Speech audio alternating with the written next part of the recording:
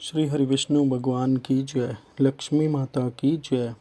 चैत्र कृष्ण पाप मोचनी एकादशी व्रत कथा।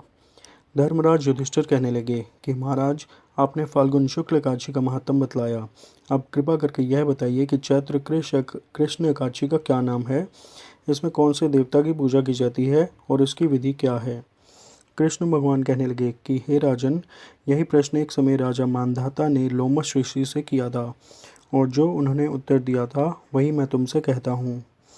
लोमश ऋषि कहने लगे कि राजन, इस एकादशी का नाम पाप मोचनी एकादशी है। अब मैं इसकी कथा कहता हूँ, सुनो। प्राचीन समय में कुबेर का चैत्ररथ नाम का एक वन था।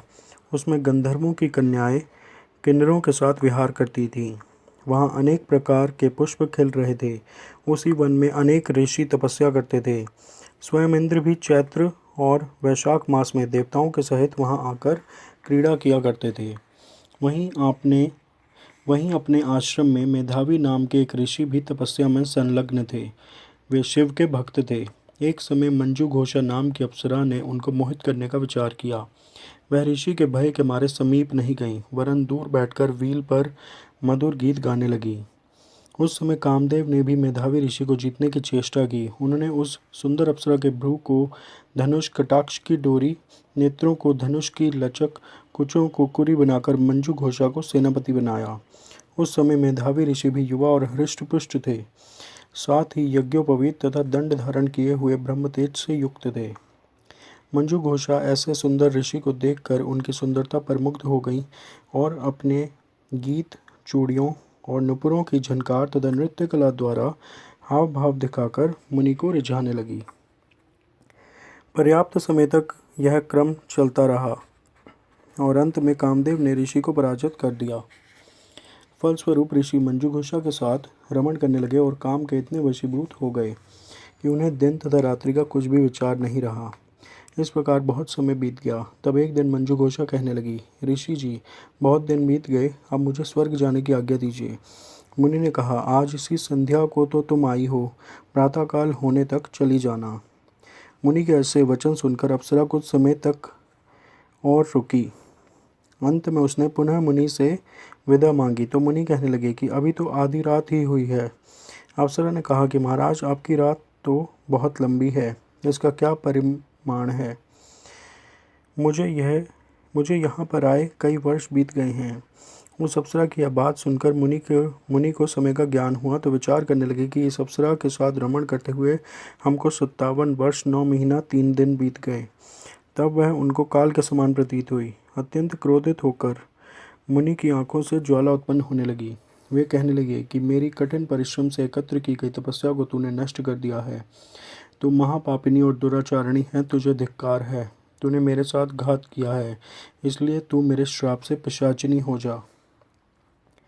मुनि के श्राप से मंजू घोषा तत्क्षण पिशाचिनी हो गई और भयभीत होकर मुनि से प्रार्थना करने लगी कि महाराज, इस श्राप का कैसे निवारण होगा। अप्सरा के ऐसे दीन वचन सुनकर मुनि बोले, हे दुष्टे, यद्यपि तूने मेरा बहुत अनिष्ट किया है, परंतु फिर भी मैं तुझे श्राप से छूटने का उपाय बतलाता हूँ। चैत्र मास के कृष्ण पक्ष की एकादशी का नाम पाप मोचनी है और यह सब प्रकार के पापों का नाश करने वाली है। उसका व्रत करने से पिशाच योनि से मुक्त हो जाएगी। ऐसा कहकर मेधावी ऋषि अपने पिता च्यवन ऋषि के आश्रम में चले गए। मेधावी को देखकर च्यवन ऋषि कहने लगे कि अरे पुत्र, तूने ऐसा क्या किया जिससे तेरा सारा पुण्य क्षीण हो गया।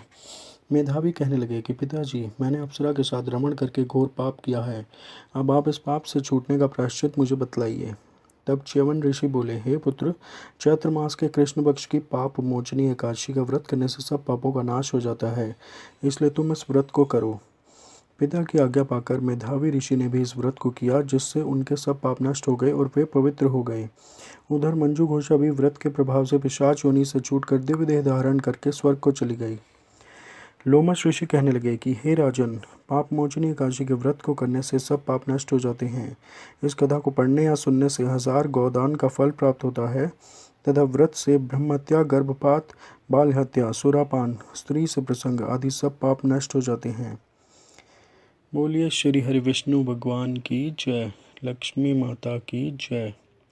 बोलो नारायण नारायण नारायण, भजवन नारायण नारायण सत्यनारायण नारायण नारायण लक्ष्मी नारायण नारायण नारायण भजमन नारायण नारायण नारायण लक्ष्मी नारायण नारायण